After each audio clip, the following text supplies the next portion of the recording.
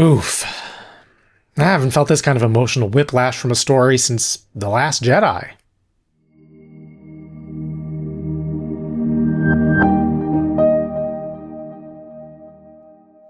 Hi, I'm Justin Lee, and this is A Year of Bible. Yesterday, in Acts 21, we learned that the Apostle Paul was the subject of a lot of rumors and misunderstandings among his fellow Jewish Christians. He had been preaching among the Gentiles and not requiring the Gentile men to be circumcised to become Christians, but rumors had spread among the Jewish Christians in Jerusalem that Paul was telling people to abandon the Bible and God's commandments altogether. And at the end of our reading yesterday, Paul was attacked by an angry mob who saw him as a threat to Jewish community and beliefs, despite the fact that he was Jewish himself. But with all the mobs shouting and beating him, there was no way for him to explain himself until, at the end of the chapter, soldiers showed up to arrest him, got him away from the crowd, and granted his request to say something to the crowd. That chapter ended with the line, "A great hush came over the crowd, and he addressed them in Hebrew." Today we'll find out what he said to them. Remember, by the way, when he references the way, that was an early term for Christianity. Let's read. "Brothers and fathers, listen now to my defense before you." When they heard him speak to them in Hebrew, they became even more quiet. Then Paul declared, "I am a Jew, born in Tarsus of Cilicia, but raised in this city. I was educated at the feet of Gamaliel in strict conformity to the law of our fathers. I was just as zealous for God as any of you are today. I persecuted this way, even to the death, detaining both men and women and throwing them into prison, as the high priest and the whole council can testify about me. I even obtained letters from them to their brothers in Damascus, and I was on my way to apprehend these people and bring them to Jerusalem to be punished. About noon, as I was approaching Damascus, suddenly a bright light from heaven flashed around me. I fell to the ground and heard a voice say to me, 'Saul, Saul, why do you persecute me?' 'Who are you, Lord?' I asked. 'I am Jesus of Nazareth, whom you are persecuting,' he replied. My companions saw the light, but they could not understand the voice of the one speaking to me. Then I asked, 'What should I do, Lord?' 'Get up and go into Damascus,' he told me. 'There you will be told all that you have been appointed to do.' Because the brilliance of the light had blinded me, my companions led me by the hand into Damascus. There a man named Ananias, a devout observer of the law who was highly regarded by all the Jews living there, came and stood beside me. 'Brother Saul,' he said, 'receive your sight.' And at that moment I could see him. And then he said, 'The God of our fathers has appointed you to know his will and to see the righteous one and to hear his voice. You will be his witness to everyone of what you have seen and heard. And now what are you waiting for? Get up, be baptized, and wash your sins away, calling on his name.' Later, when I had returned to Jerusalem and was praying at the temple, I fell into a trance and saw the Lord saying to me, 'Hurry, leave Jerusalem quickly, because the people here will not accept your testimony about me.' 'Lord,' I answered, 'they know very well that in one synagogue after another I imprisoned and beat those who believed in you. And when the blood of your witness Stephen was shed, I stood there giving my approval and watching over the garments of those who killed him.' Then he said to me, 'Go, I will send you far away to the Gentiles.'" The crowd listened to Paul until he made this statement. Then they lifted up their voices and shouted, "Rid the earth of him! He is not fit to live!" As they were shouting and throwing off their cloaks and tossing dust into the air, the commander ordered that Paul be brought into the barracks. He directed that Paul be flogged and interrogated to determine the reason for this outcry against him. But as they stretched him out to strap him down, Paul said to the centurion standing there, "Is it lawful for you to flog a Roman citizen without a trial?" On hearing this, the centurion went and reported it to the commander. "What are you going to do?" he said. "This man is a Roman citizen." The commander went to Paul and asked, "Tell me, are you a Roman citizen?" "Yes," he answered. "I paid a high price for my citizenship," said the commander. "But I was born a citizen," Paul replied. At once, those who were about to interrogate Paul stepped back, and the commander himself was alarmed when he realized that he had put a Roman citizen in chains. The next day, the commander, wanting to learn the real reason Paul was accused by the Jews, released him and ordered the chief priests and the whole Sanhedrin to assemble. Then he brought Paul down and had him stand before them. Have you ever felt misunderstood? It's an awful feeling, isn't it? I mean, it's bad enough when people oppose you for what you actually stand for, but to me, it's somehow even worse when people oppose you for things you never even said or did or believed, just because they believed a rumor about you or had some misunderstanding and never bothered to check with you about it. And to really add insult to injury, have you ever been misunderstood by your own people, your own family members, your own close friends, people on the same side of an issue as you? Have you ever been misunderstood by your own fellow Christians? It hurts, doesn't it? It can make you feel so helpless, like people are judging you without giving you a chance to explain yourself, or without really listening when you try to explain yourself. For me, there are few things in life more frustrating than that. And I think God knows this. The Bible is full of stories about people being oppressed, persecuted, misunderstood, and mistreated. It constantly reminds us that doing the right thing, the thing God has called us to do, is no guarantee that people will understand or support us. So how painful must this situation have been for Paul?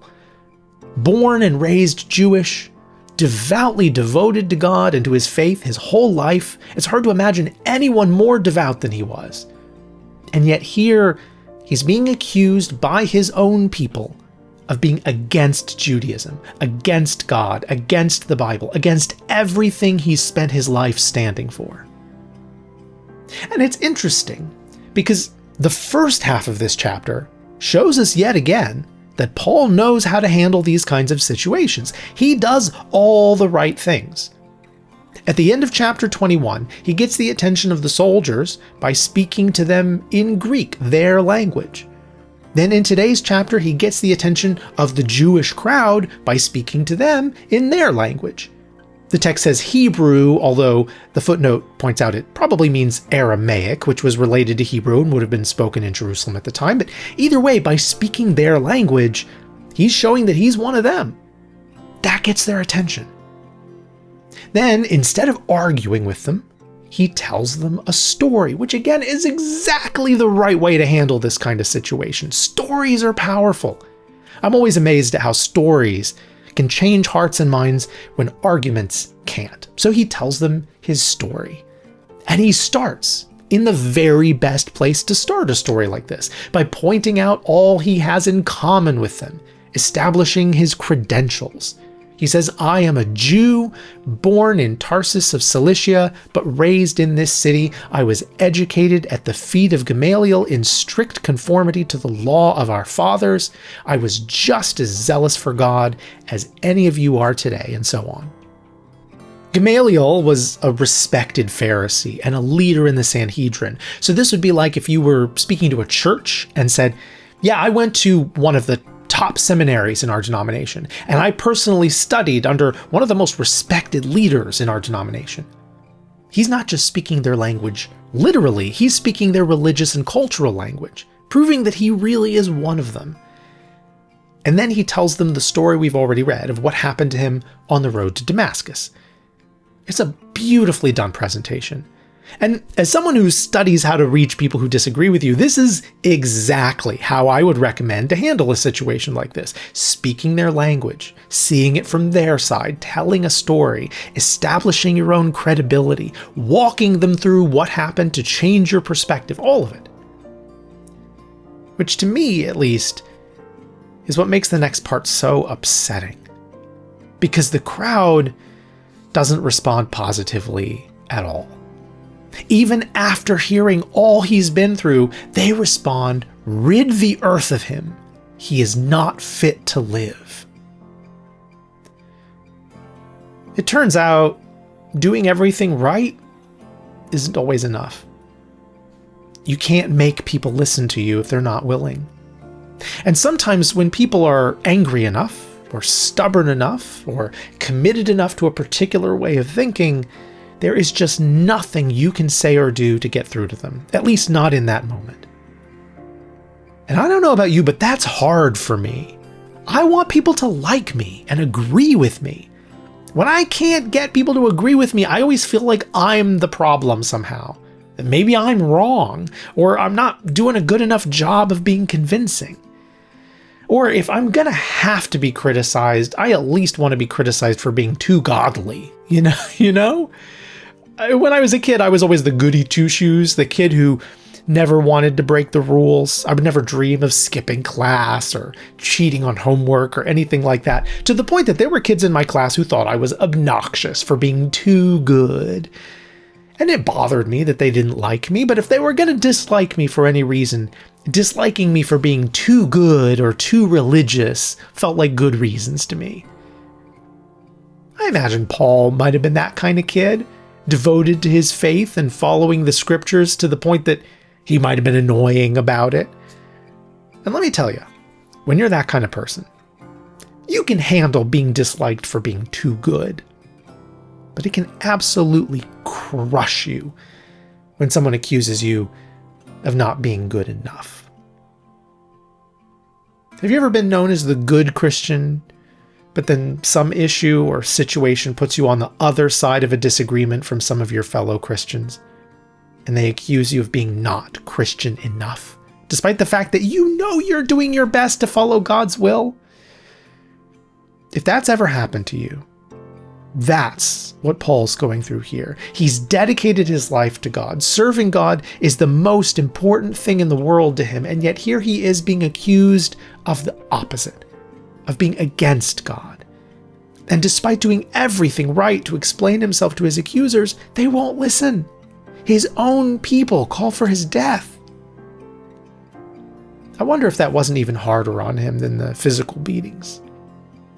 It's a sad, frustrating story to read, but it's also an important one, because it's a reminder of two important things. One, the majority is not always right, not even among the people of God. And two, sometimes it's out of your hands, and there's nothing you can say or do to convince people, even when you're right. Now, opposition doesn't always mean we're right, of course. Sometimes we need to listen to our critics. But it reminds me of the old game show, Who Wants to Be a Millionaire? Where if the contestant was stumped by a question, they could ask the audience. Sometimes that was helpful. But on harder questions, sometimes the audience was really wrong. Even when you're following God, even when you're doing the right thing, you may face painful opposition. You may be misunderstood and misrepresented even by your own people.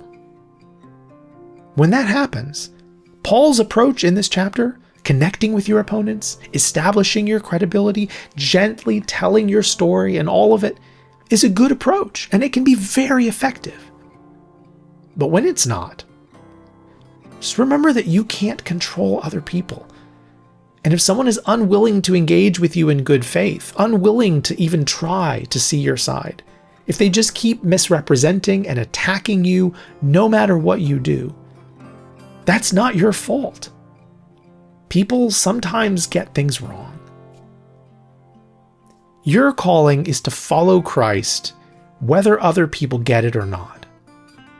Just remember that even if no one else sees you for who you are, God does. God knows your heart. And as much as we all want approval from our fellow human beings, in the end, it's God's opinion that matters most, not theirs.